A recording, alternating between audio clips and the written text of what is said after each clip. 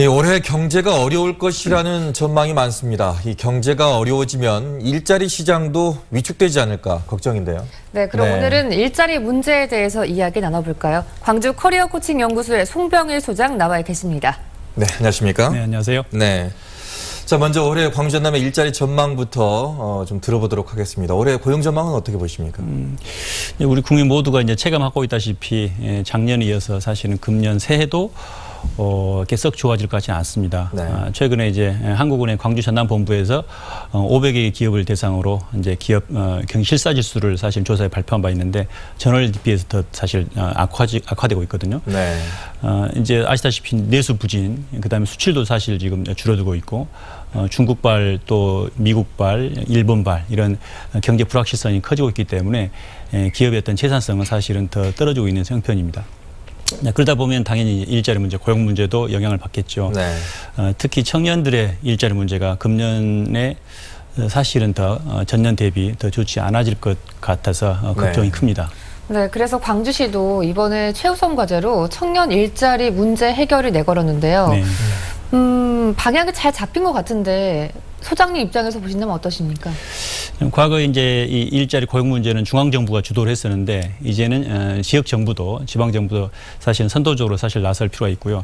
그래서 윤 시장께서 이제 금년에 청년 일자리 창출을 시정의 최우선 과제로 이제 공약을 하셨었는데 네. 광주에 있던 미래 산업이라 할 수 있는 자동차, 그다음에 이제 에너지, 그다음에 문화 콘텐츠 산업을 중심으로 해서 기업과 우리 청년들이 선호하는 그런 어떤 일자리를 창출하겠다는 거거든요.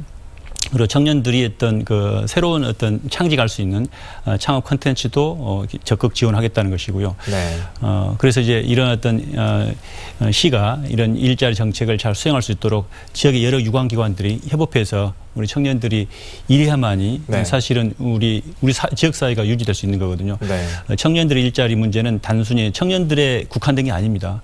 청년들이 일을 하고 그다음에 결혼하고 출산하고 또 소비하고 이 생산으로 이렇게 선순환될 수 있어야 되거든요. 네. 그래서 청년들 일자리 문제는 범정부 그다음에 지역의 모든 유관기관들이 협업해서 청년들의 일자리를 이렇게 창출하고 또 만들어낼 수 있도록 적극 협력해야 될 것으로 생각됩니다.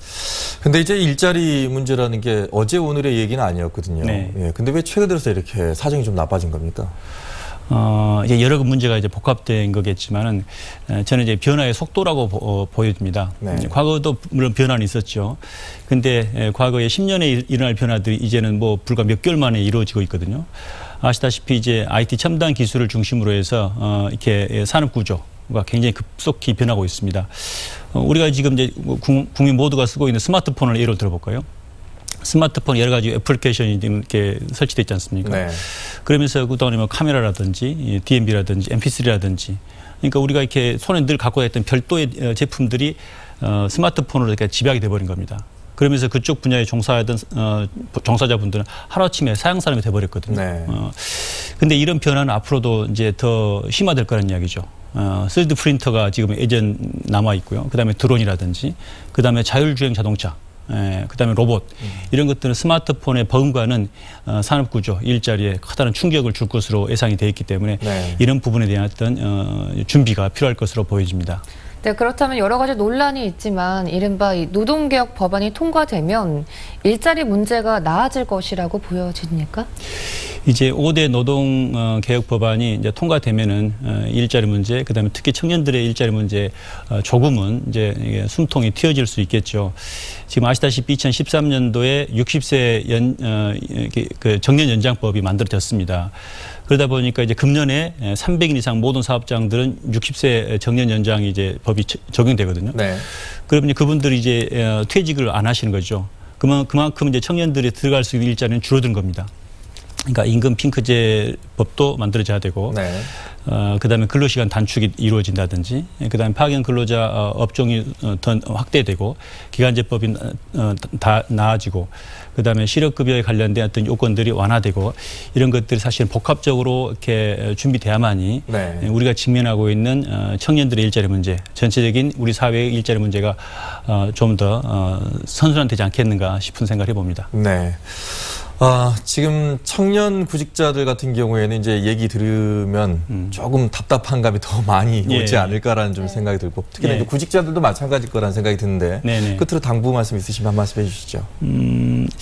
이제 뭐 사회 각계각층이 다 마찬가지긴 합니다만은 청년들이 이 문제를 사실 직시를 해야 됩니다. 외면할 수 없는 거거든요. 피해갈 수 없습니다. 그래서 이 청년들이 당사자들의 문제이기 때문에 뭐 눈높이를 낮추라는 부분인데 굉장히 어떤 거부감을 갖긴 합니다만은 사실은 이제 국가에서도 직무능력 표준이라는 것을 만들어서 청년들에게 자기가 취업하고자 하는 직종에 대한 사전 준비를 할 수 있도록 지금 다 예고를 하고 있습니다. 네.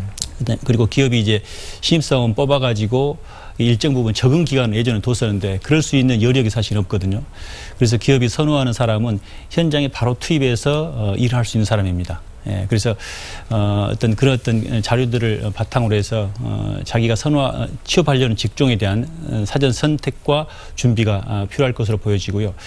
그리고 이제 청년들이 이제 스마트폰을 가지고 여러 가지 어떤 그 오락 컨텐츠를 사실은 즐기는데 이 스마트폰에 우리 청년들이 고민하고 있는 일자리 문제 해결할 수 있는 정보가 굉장히 많이 탑재되어 있습니다.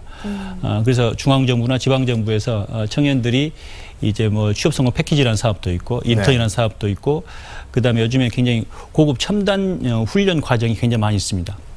이제 이런 어떤 정보들을 스마트폰을 검색을 해서 정말 아이러니하게도 청년들을 위한 밥상은 이렇게 차려져 있는데 정작 청년들이 안 모이는 것이죠. 모르고 있는 겁니다. 그래서 이런 부분에 대한 어떤 그 준비와 대처 그리고 청년들의 어떤 열정과 도전 정신을 회복하는 청년 정신이 정말 이 시대에 요구되는 중요한 덕목이라고 생각됩니다. 네, 오늘 좋은 말씀 고맙습니다. 감사합니다. 감사합니다.